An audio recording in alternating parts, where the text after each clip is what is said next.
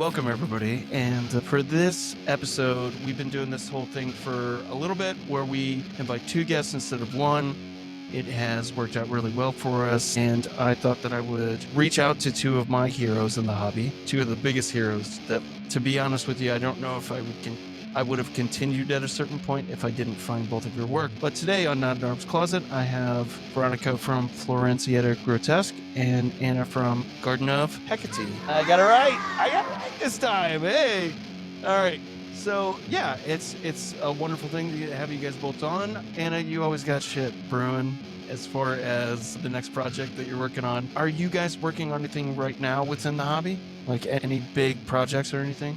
Well, I'm preparing for a Kickstarter that's launching the end of the month for a new miniature I'm making with Meridian Miniatures. So I've been photographing and, making all the promo materials and making some scenery for the backdrop. And I'm also trying to finish my Necroplanet range so I can push out all of that and I can start working on the rulebook. Yeah, I've noticed the Necro stuff really taking hold, and I really, that was one of the things that really pointed me in your direction. So can you talk about the project that you're currently working on? Like, what is the miniature that you're thinking about? Or I just finished the Hacker, which is the penultimate mini I need for the Raiders faction. Now I just have the Juggernaut left, which is the biggest power armored Raider. It's no secret, like I'm just filling up the roster of what you can take in the game. Yeah, well, the project specifically with Meridian Miniatures, is there that? Yeah. Yeah, that's also already revealed. It's like a deer-shaped forest king, very old school wood elves from Warhammer. Actually, I think I know exactly what you're talking about. Yeah. The bat.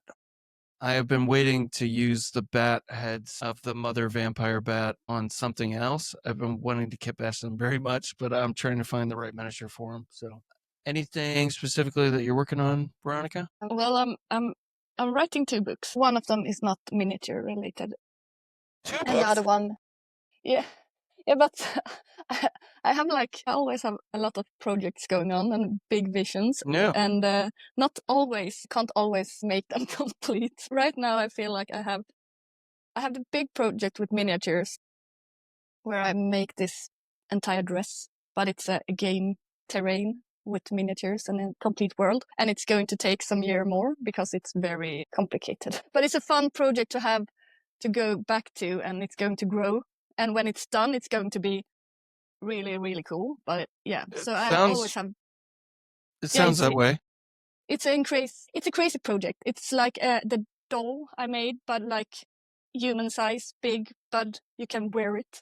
And you can open doors and you can walk in it and you can play in it. So you're boggling my fucking mind. Other than that, like it's so funny. I've interviewed both of you, and I think it's important to mention that this is basically like a reunion tour for us here at NODNARB'S Closet. And yeah, just getting to be able to talk to you both in the same place is a very important thing. But you literally just mentioned playing a game inside of a dress. And I hope you don't mind me saying this, Ana. I saw the most excitement that I've ever fucking seen from your face ever as soon as she mentioned that fucking dress. And that's saying a lot. That's saying basically that you were just unenthused with my podcast before. I looked at your face whenever you said that and you were like, what? There is miniatures from Ana in there because I have some and I love them. And see, this is why I bring it. This is me bringing everybody together. This has nothing to do with it. No, I'm joking. No, this is that's great. That's amazing. And now we have a through line to why you guys are both on the same podcast. That's amazing. Can you tell us more about it? The big dress it's been like, it's in the same vibe as the doll and in the same vibe, I think, as most of the things I do. It's always a lot of stories and thoughts behind them. And it's just like being a woman in the hobby, and it's, and to be able to break norms in a positive way. And like, if you're visible, you break norms. The more of us, the less strange it is to be in it. We just like naturally take our space and to all the things you can hear sometimes where you're like not supposed to use those kind of dolls and stuff like that. I really, really like to infuse everything and to infuse a different kind of approach, like gamification of the world and gamification with the little figures and the dress and what it symbolizes. It's like a trillion symbols in the same piece. Yeah, it's very thoughtful. It's just like a progress and a process. I don't know when I'm going to be finished with it because it's a little play and work with. And I can like, I make the stairs and it's going to go there on the dress and it's going to. So it's, I don't know if I want it to be finished because then I need to do something even worse. I need to even worse. Fire. Even better. Fuck off. No, we're not doing self-deprecation on this as far as your inspiration. I think that, I mean, listen, the whole reason why this happened is because I was inspired by 28 Mag's women's episode or women's issue where they were really trying to highlight women, and the two most powerful women in the niche, in my opinion, are you two. I think it's Bog Bodies is another one that I think are super important voices to hear. And I love to see a perspective. Like in my head, whenever you say a dress game, I don't know how I would have ever come to that decision. You have such a creative mind that I don't fully comprehend how your mind works. So I'm not trying to kiss your ass, but I want to get people a chance to see kind of and we talked about this before, except the compliment, Veronica, the genius and Anna, the genius behind what you guys do and promote. And I also saw Anna had the exact opposite face whenever you said the social norms of what we're supposed to do. And she did this, which I think is hilarious. I think it is one of the best things about having two people on. So Anna, I know that are you still on the council for Smash Bash? I'm the other judge next to Matt. Awesome. Did I win? Now. I don't know yet. I don't know what the entries are yet. I know, I'm joking. I'm just Matt is getting everything together so we can start the judging. So in a few weeks, probably. That'd be great. Speaking of which, Veronica, did you submit anything to Smash Bash this year? Well, I did something, almost finished. I forgot the date and then I remember it 3 days before and then I'm like, well, Veronica, you thrive under procrastination and to be in the pressure of having a time pressure. But no, I couldn't. Submit it late, they'll take it. They'll take it. Look at Anna's face right now. They'll fucking take it. Yeah, Matt will probably take it. But I did a post on it on Instagram where I said, okay, I'm doing something. And then I said I was supposed to be done the Wednesday after and I didn't finish it yet. But I said it was like, who decides if you can do it or not? I mean, if you can't meet the date, you can't be in the competition, but you can still make it and call it your Smash Bash or have the spirit of creating something in the community and the event. So I just like, do it anyway. But you're Florencia Grotesque, so I think that with that name comes a different spotlight. Honorable mention, at least. No, I'm fine to Smash Bash a little bit on the side and to be I really like the concept and it's done a lot for me and in my career. To be brave enough to create wildly, it's a lot because of Anna and Matt and the community. And, the community. It's fine to not be in it. Yes, she's gonna be in it, guys. Literally, she's gonna drop the picture. She's not even gonna submit it to Matt, and then Matt's gonna take it and go, she won. I think it's really important that things like Smash Bash exist, and that he's brought a community of people together. That everybody always talks shit about Instagram, and I get it.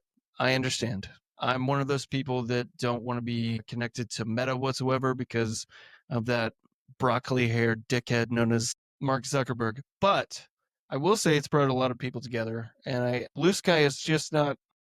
I'm just not getting the same kind of interaction on there. So no, I'm sorry to interrupt you, but Blue Sky. No, you're good. So people said we're leaving Instagram, we're going to Blue Sky. Then I come to Blue Sky just to realize it's not a replacement Instagram; it's a replacement Twitter. Yeah, I don't want to be on Twitter. So, I made an account, I tried, it doesn't let me post a lot of pictures, it doesn't let me explain what's in the picture because I could put enough text. So I just kind of gave up on it. It's just not a platform for me. That's not the kind of platform I want to be on.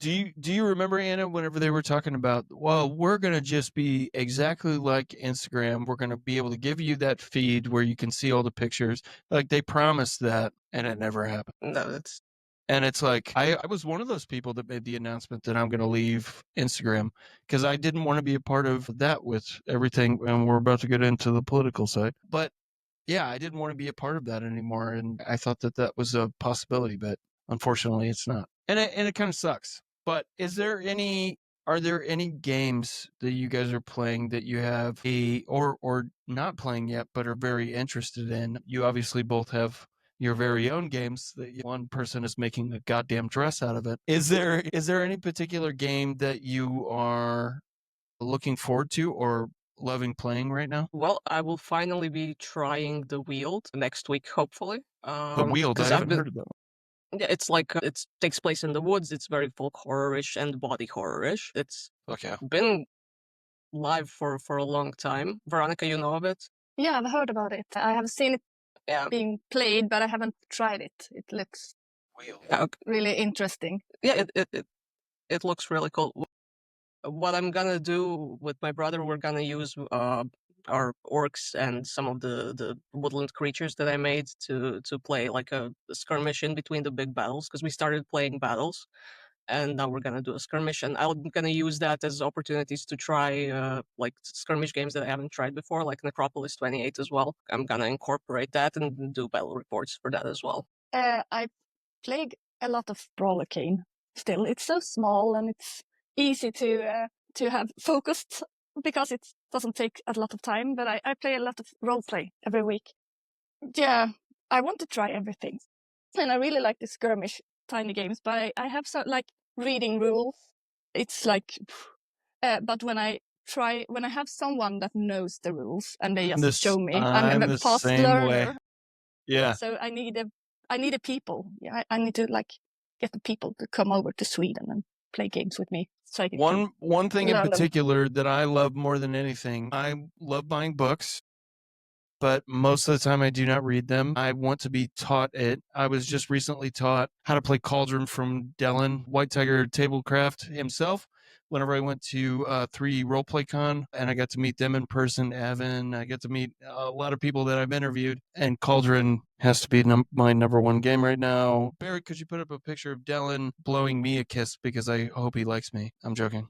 He probably doesn't. Yeah, I think that whenever you get into the mix of it and whenever I'm taught, like they call it on-the-job training here in America, I feel like I need on-the-job training with games here, like in this space, because I think it's like them showing you exactly how everything progresses and everything is great. I wish there was more videos like that out there to be able to show people. But Anna, you brought up Necropolis. Talk about a fucking killer-ass game that I've been wanting to try for quite some time.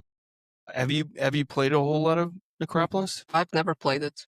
Oh yeah. Like, it's on my list to try. I have played Cauldron though, and I love it. The wacky characters that you can make for Cauldron, I think, is the thing that drives me the most. I literally watched, and I forget his name right now, and I'm sorry, we'll tag you in the post, but he made a mounted goblin on a seal, but he had a metallic object shoved directly through its brain, like it was being controlled by, and it's just there's so many cool details that you can add to that game. It's all hilarious.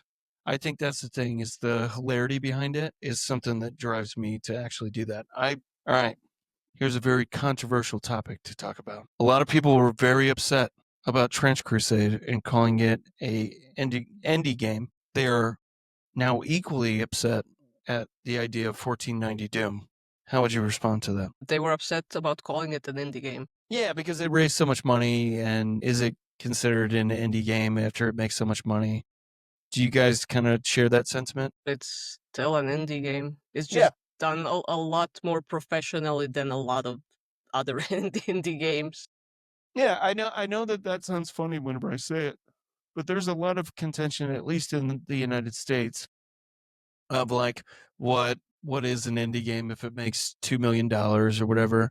People are obsessed with labels. Like, Yeah. I agree. Who cares? I agree. Yeah. I agree. And you know what, Anna? I'm going to start looking at you for just daily life advice, because whenever you make your faces, you make them very prominent, and I understand exactly. I wish you were there right next to me whenever I was trying to explain something to somebody and they just don't get it so that you could roll your eyes at them. I think that's hilarious. But yeah, I agree. I think it's so fucking stupid. Like, what are we doing? Like, are we trying to put down other art? The reason why I ask is because I just interviewed the two creators of 1490 Doom, and they're great guys. I mean, they're just doing what they want to do. Yeah, I don't know. I don't get it either. I think it's kind of sad that people. I think it's like people really like to put things in boxes. People like to like sort things out, and if it's in boxes, it's easier to just like look at the box and not all the things inside and the complicated things. And people get like in ease to, oh, that's that box and that is that box. But we know life isn't like that. They're like boxes haven't got any like hard walls. It's allowed to slip in each other and to be like everywhere and all kind of shapes and different. But it's hard for people because then they have to think. Scary. No, why would we ever want to do that? So, I mean, it's easy to try to. And I think everyone does it in some kind of level. But if we think a little bit longer, we can agree it's have to have like the walls going to be opened and to be, yeah. Me personally, I don't want any walls whatsoever. The idea of having walls makes me say, I want to eliminate those walls entirely. And I want to make the person that created those walls feel the worst feelings of all humankind. I feel like walls are okay as long as there is open, like doors, that it's not locked. Because I feel like it's easy to recognize things you like and people that like the same things, like kit bashing and stuff, when there are like a framework, but the framework isn't solid, like with cut in stone and you can't go in or out. It's just doors, and if you're like open a door and go into a box and feel safe in that environment, it makes you relax. But you're must be able to go in and out, and the walls need to be in see-through, so you can be a part of it, and to be able to pick and choose and be a part of that a little bit. And I mean, it's nothing wrong with, you can't have just like a big soup because then people just drowns, I guess. But openable boxes that are multiple boxes. respectful. So basically what you're saying is you want us all to live in mega cities like from Judge Dredd, and we can walk in and out of you know what, I am completely obsessed with Judge Dredd and understand all of the negative things that come with that, mostly cops.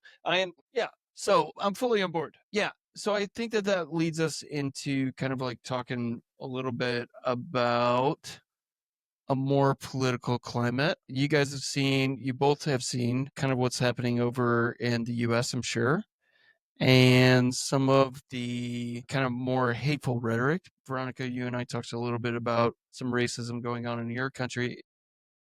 To kind of like bring everything back around and kind of show the audience kind of like what the rest of the world is seeing, I think is important so that we can all like communicate and be able to have a cohesive thing going on. Is there anything, what's the climate in Croatia and Sweden right now? Well, it's, we still have good like laws that like what it's called, the big laws, like they are very inclusive and a good laws. But we have a climate right now with government that isn't for people. It's against people. It's right wing. In Sweden, like, really? The one that's, yeah, right now it's like we have this Sverigedemokraterna, Sweden Democrats, that they are not at all Democrats. They are racist. They are like big bad and are scaring everyone to think it's someone else's fault, and they need to like make Sweden great again. It's really scary. They are pretty big, and they aren't allowed to have like any big posts in the government, but they are like in shadow, like a puppeteers on the one that sits there right now, and they make a lot of horrible choices that it's not good for the people. So hopefully people have started to wake up to the next election, and I think so. When you see how people react and how if they should vote today, they are starting to wake up. to see that it's bad to let them have that much air, because those kind of people that doesn't include everyone, they are not democratic. They can't be a part of the decision making for everyone, because we are allowed to be different and they don't want us to be different, so they are not democratic, so they can't be there, but they are. And yeah, it's scary. Yeah, they still exist. So Yeah. but in the same time, Sweden is still a good place to be, but it's there is a lot of small-minded, scared people that makes it difficult to be I preach, because I say preach, I'm the least religious person that you could ever meet. I'm not a very spiritual person. As a person that is completely at odds with this government, and possibly, me and my wife have already had the talk of me going to prison for the actions that I take in my activist environment. It's a very real possibility. I'm a dissenter of Trump, and it's immigrants right now that are being taken away and sent to El Salvador, but when does it happen to people like me? So it's a very real possibility. I'll just leave it at that. Anna, what do you, if you care to talk about this, I don't want to put you on the spot. You don't have to talk about it, but is there anything going on in Croatia right now that's a little bit concerning? As everywhere in Europe, I think the right is getting more momentum, I would say. I kind of live under a rock, so maybe I'm not the best person to ask this. It doesn't feel like they're going too wild. Okay, so Croatia has been pretty ethnically and religiously homogenous. And like in the recent few years, we started getting a lot of our workforce coming from like the Philippines and Nepal and Asian countries, right? So we have a lot of people from there coming here, and a lot of us are getting exposed to them for the first time, I'd say. So I'm sure there's some conflict happening somewhere about it. Yeah. Right. But we'll see how it works out. It's not like a massive problem and there's all kinds of bad things happening. That's But good. we'll Yeah. see how people will handle it. Yeah. No problem. Yeah. And the only reason why I ask is just because I think that it's very important, like I said, to be able to identify that across the world. And we're talking from 3 different countries right now. I forgot to mention the fact that it is very much 7 o'clock, or whenever we started, 7 a.m. for them and 10 p.m. for me. And if I look like I've been beaten down by the sun, it's because I have. I've spent so much time out in the sun. Lately, I haven't hobbied in a little bit since my 1490 Doom painting, or, miniatures. But yeah, it's very different. I think that for whatever reason, America has a way of infecting other countries. And it's very obvious with the way that we have said that we're the number one country in the world and we're always trying to be proud. Not all Americans are like that. As a matter of fact, I was just talking today to one of my best friends about how I kind of cringe whenever I see the American flag. Is there kind of like a national pride element within your own countries, or have you seen like a lot of people stand up against, maybe not so much you, Anna, but Veronica? Have you noticed like any kind of resistance against that? So there is a lot of resistance, and in Sweden still you're like it's pretty safe to demonstrate, and we have a good police force, and we have laws that allows us to demonstrate. So it's pretty easy to stand up, and you don't get like I don't have to be brave to go to a demonstration, and I feel safe. So it's you can see it everywhere, and it's not that violent or anything. It's people are able to speak their mind, and you don't have to be afraid of the government. Yeah, whenever you said that there's good cops, Veronica, I'm like, what? Yeah, There are? yeah, but they are? don't have the same. We don't have guns like that in Sweden. We can't, there is complications, of course. Violence causes trouble everywhere, but we don't have the violence in our culture in the same way, I guess, like other countries. Yeah, you mean America. Yeah, the police still is on the people's side and there to help. Yeah. That's very positive. I am a person that lived in Italy for 4 years. I've told people many times and I often miss Europe. Actually, you're about to get one of our best, by the way, best and brightest. Bill Ford is moving to Norway, and he is going to be very close to both of you. And if he doesn't go and fucking see you, you should shame him on social media, because holy fuck, he has the opportunity. If I was over there whenever I knew about you girls, I would have immediately tried to set up something to meet up. So if he doesn't do it, he's an asshole. Anna, have you ever thought about going to Salute? Salute. That's in the UK. Yeah, me and Veronica had some pieces that I sent very few things, but we get to display them there. You guys In should meet London. up and Salute. Maybe we'll meet up in Belgium, perhaps. Are you coming this year? Yes. Yeah, then we'll see each other. So, Well, I can Awesome. promise you both right now, I've already set it up to where I'm going to go to 2 events or 3 events next year. It's going to be Salute, even though it sucks that it's only one day. Who the fuck does a convention for one day? should be more days. It should at least be 2. And then, But I was like so tired. I An bet. entire day of talking. I'm like hiding. I don't hide on a rock. I hide under a tree in the forest outside. Out in the forest. I like to be in the forest. So 3D Roleplay Con was only like 100 people, right? And after 2 days of doing that, I didn't want to talk for like a month. It's just so much. It's so much. So whenever like things like in America, like Adepticon, that says to me like, go fuck yourself. I don't want to be a part of that whatsoever. Like there's too many people, too much interaction, too much whatever. I'm going to try Under the Dice Fest this year, I think, or next year. Is there anything that you guys are looking forward to as far as convention wise, maybe? Or at least gathering to show off your stuff? In the summer, I'm going to a Turnip 28 event in Slovenia, organized by my friends who attended my events for the past few years. And they're bringing some of the same people who came to my tour and previous stuff. And some of the guys, my local guys, are going with me, and that'll be really cool. And Hell I'm yeah. going to Camping Kit Bash again. What is it called? Camping Kit Bash. It's in Belgium. Fuck yeah. Yeah, I'm going First of to. all, Woohoo! talk That's talk fun. about, holy shit. Now you guys have a reason Yeah. to talk to each other. Yeah. Yeah, no, I'm going to be honest with you. One of the best countries that I went to whenever I was in Europe was probably Belgium.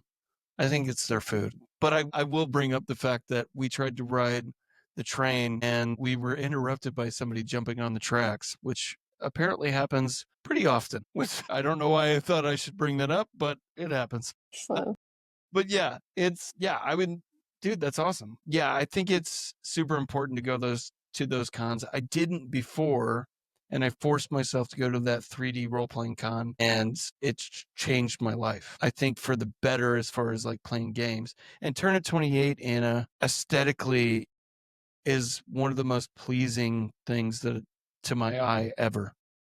So I've always had like some kind of like desire to play Turnip 28.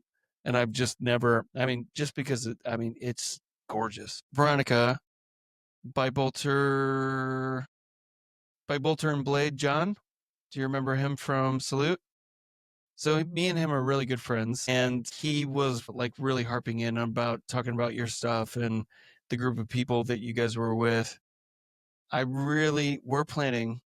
He's planning to come to America. I'm planning to come to the UK next year. So you both should probably get in on maybe a American tour a little bit. well, Anna, will when you ever come to America if Trump is not in the lead? Anna, What? I was saying, Would they come to America? yeah, would you come to America? You have been a couple times, right? No, I've never been. Holy shit. I've been there like when I was 16, so it's a trillion years ago. You're not that Yeah, old. I'd definitely love to go to Under the Dice Fest, but yeah, getting to America is a lot more complicated for me than getting to another European country. I have to get For a sure. visa, and it's a lot more expensive, and Yeah. it's very car centric, and I don't drive, so getting places is a bit of a problem. Hopefully someday I will come for a visit. Do you guys know the movie collectively Driving Miss Daisy? And I'm sure that Barrett will put up a graphic of this. Yes. you can be Miss Daisy and other people will drive you around, Anna. It's very clear to me that you would never have to worry about that. You're both kind of royalty in the space, even though you won't admit it because you're humble, and it's very nice. I do want to hit on one very important thing that me and Veronica talked about, which was she was talking about the autism spectrum and recent diagnosis of being on the spectrum. I wanted to point out kind of American politics and how they kind of lie and all of that. And we talked a little bit about RFK. I just wanted to give you a space to be able to say what you feel about his comment. They are horrible, of course. They are really horrible, and they are so not true. And we are back to the like putting locks on the boxes again, and it makes it harder for people to just live their life and to be able to feel relaxed and safe and free, because it can be such a relief to recognize yourself. And sometimes it's just horrible that you need to have a diagnosis today as well, because it can be a real struggle. It's a handicap, it is, but there is a spectra. A spectra is like, and you're still a person and a human being with a lot of possibilities. And I agree. When people in power say things like that, it makes the world unsafe, and people doesn't dare to think they are able to do things. It's just like people in power need to really think about the impact of the word. And I don't know what I think he is winning by saying that. I can't see it. I only see. I don't know. It feels unsafe and sad. And I will say, I don't want to end it on end that conversation on a bad note.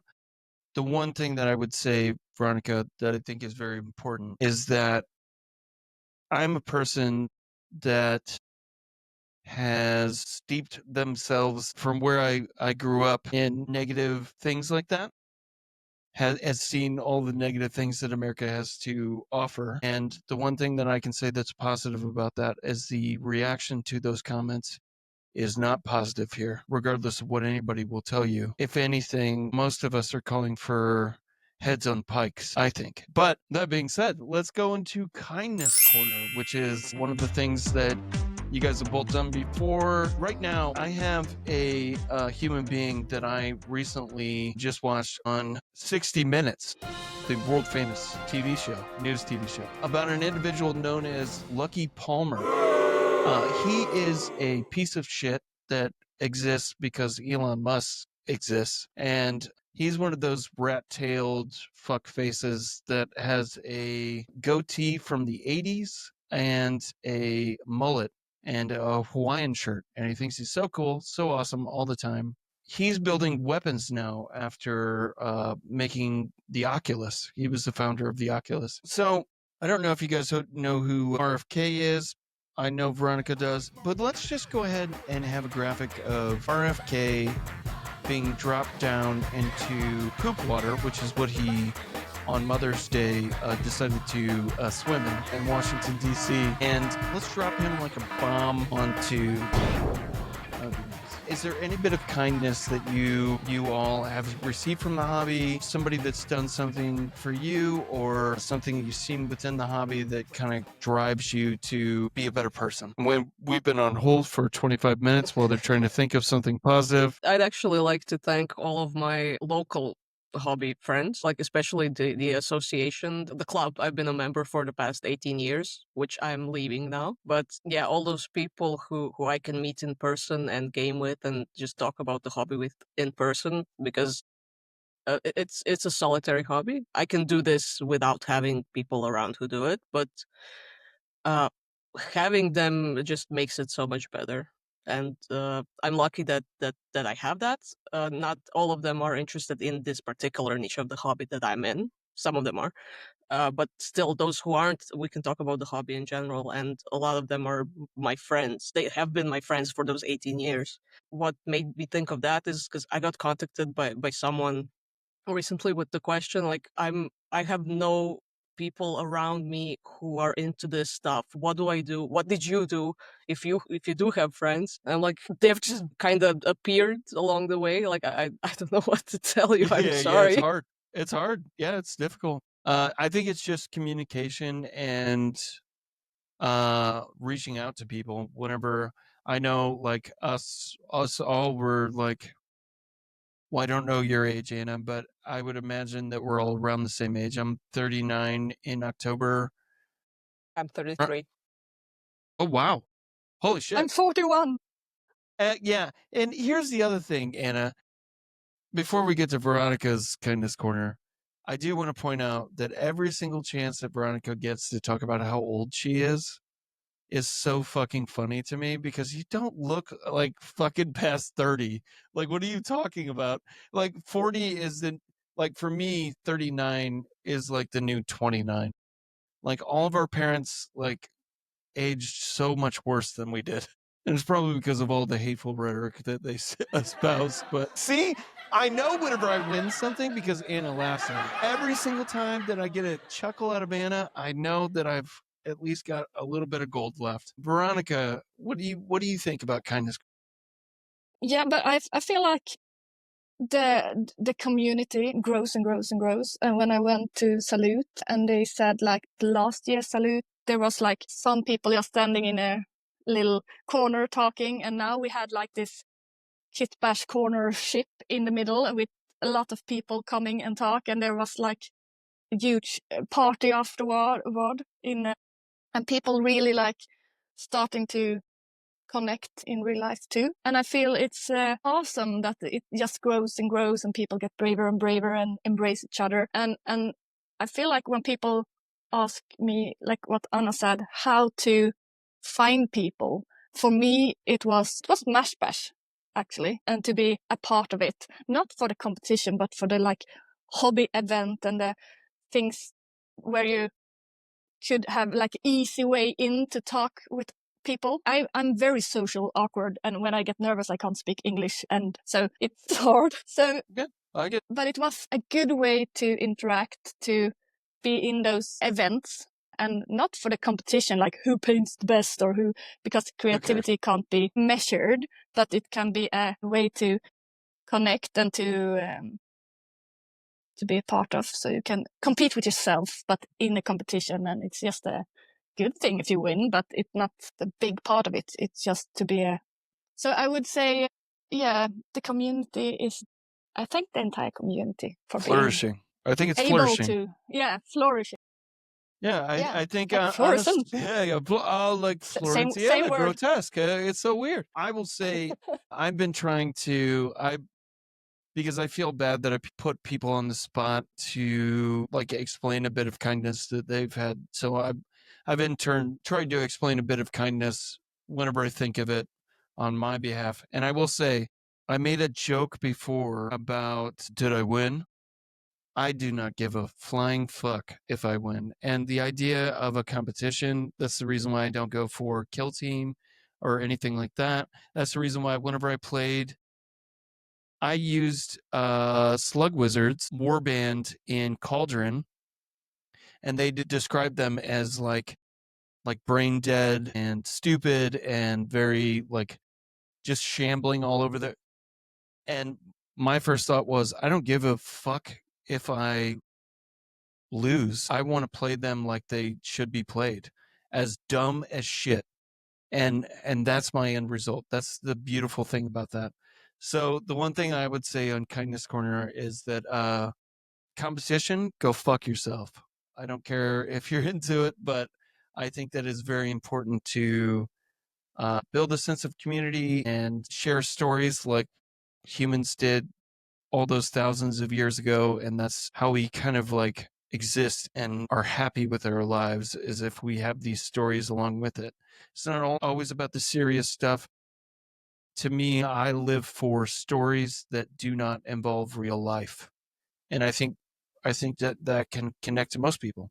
The one thing that you guys are not aware of whatsoever is a little thing, a new segment called 1-Bit, 2-Bit, Misfit.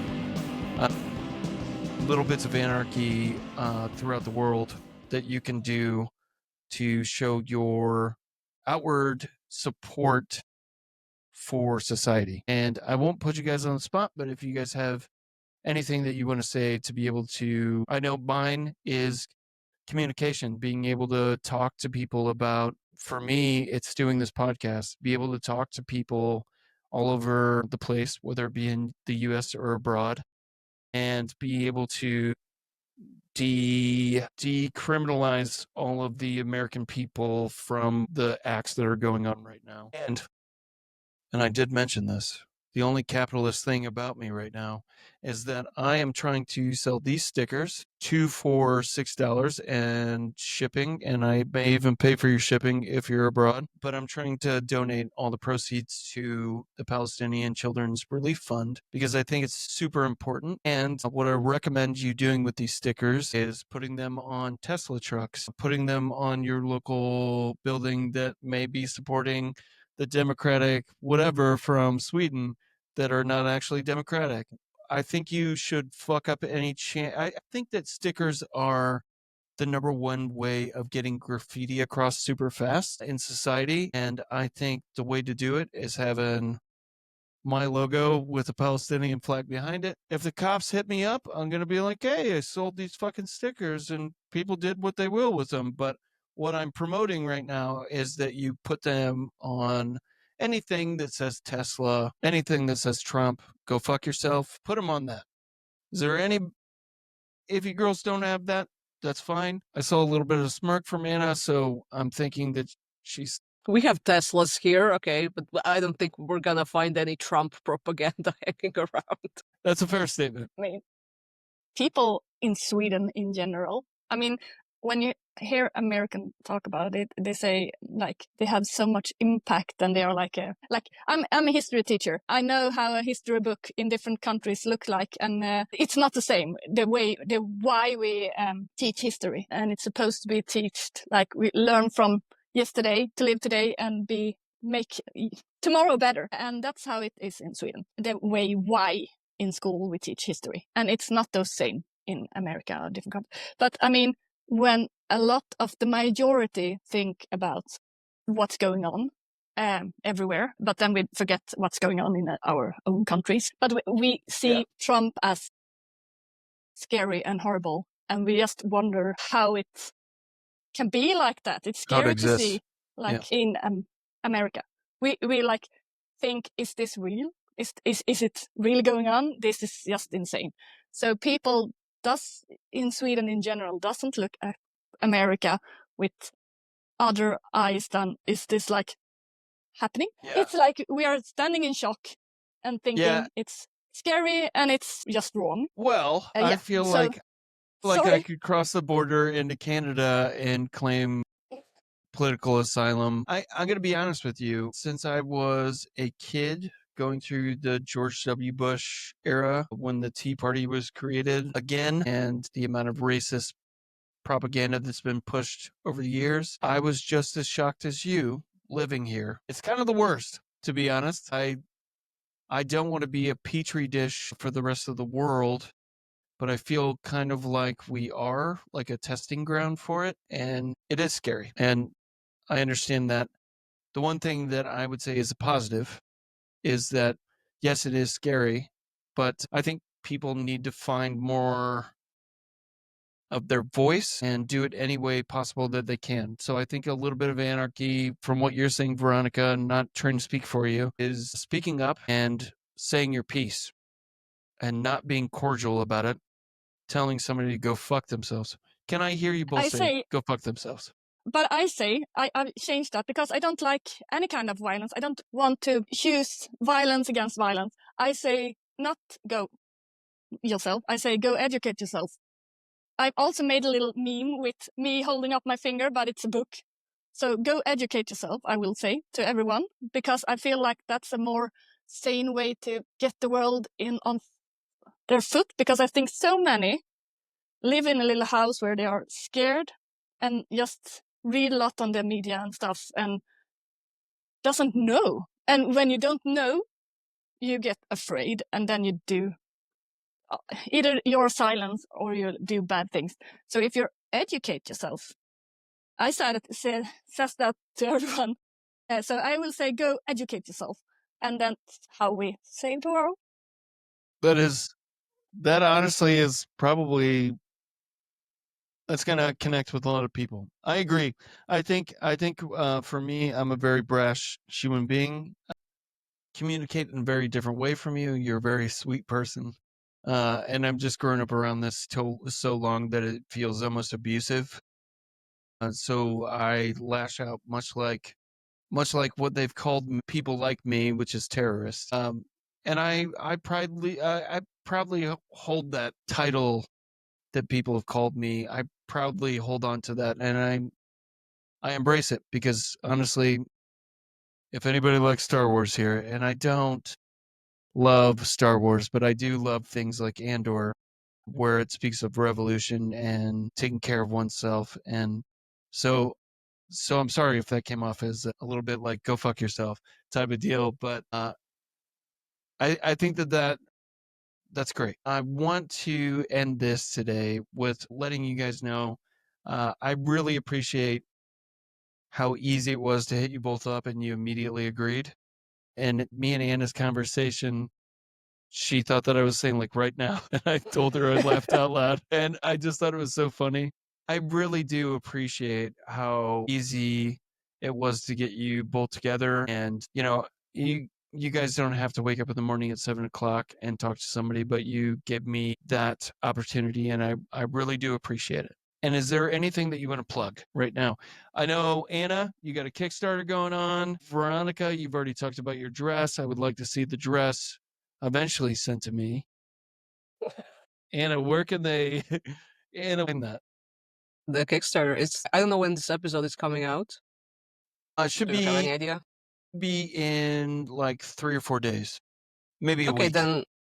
okay, in about a week, the Kickstarter should be on by then. So you can find it through my Instagram, through my website, through any of my socials, basically, or find Meridian Miniatures and their socials and websites. And I just also want to mention that all of my previous projects with Meridian will be coming back through that Kickstarter. So if someone Yeah, missed bro. one of the previous sets, they can Yeah. get them. And you know that that's going to happen. You're a very humble person, but I have been like picking through your shit through Ramshackle and buying up all that shit, and it's great still getting packages from Europe. Yeah. Veronica, you got anything? Talk about your dress? No. No, I think I'm just like making baby steps in the right direction. I have my tiny little sculpts, and sometime I'm going to make something of them too. You should But it's start tiny steps. molding. I do, but I'm really bad at it. So I need people Who to cares? comment. Oh my God! Kosovo No, does things all the it's time. just- I like it. Yeah.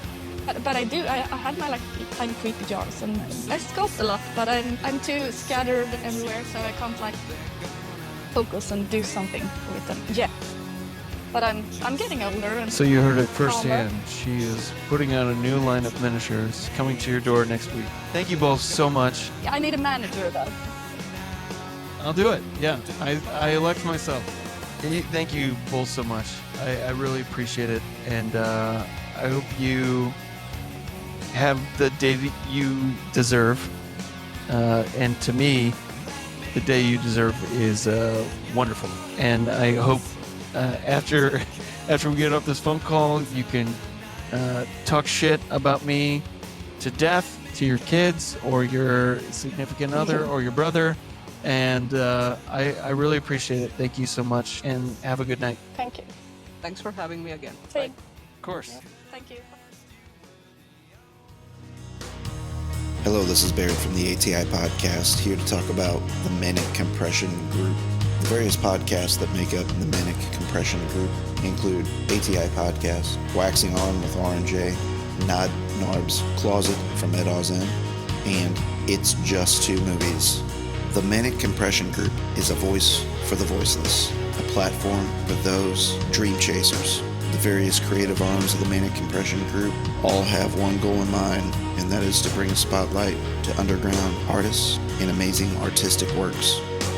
ATI Podcast, hosted by yours truly, focuses in on interviewing rising artists, content creators, and small businesses.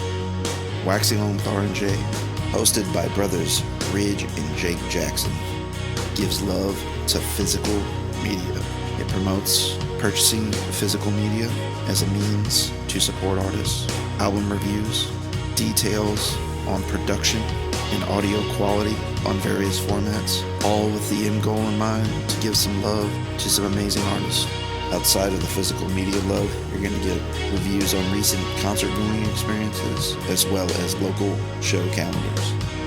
NODNARB'S Closet focuses in on miniature painting, the D&D world, role-play games, as well as various niches in the hobbies of 40k Warhammer, Dungeons & Dragons, and tabletop RPGs. Led by Brandon Stewart of EDAW'S, NODNARB'S Closet brings attention to the many talented people involved in the hobby. It's Just Two Movies, hosted by Danny King, and a rotating guest panel covers just that, 2 movies. One critically acclaimed or favorably viewed, and a secondary movie probably not good, but the hope is that it is so bad that it's entertaining. Sit back, enjoy some libations to the velvety tones of Danny King and guests, with an injection of jocularity and improv comedy. The MANIC Compression Group can be found across all podcasting platforms, but the full experience can always be enjoyed on YouTube. We thank you all. Stay safe out there.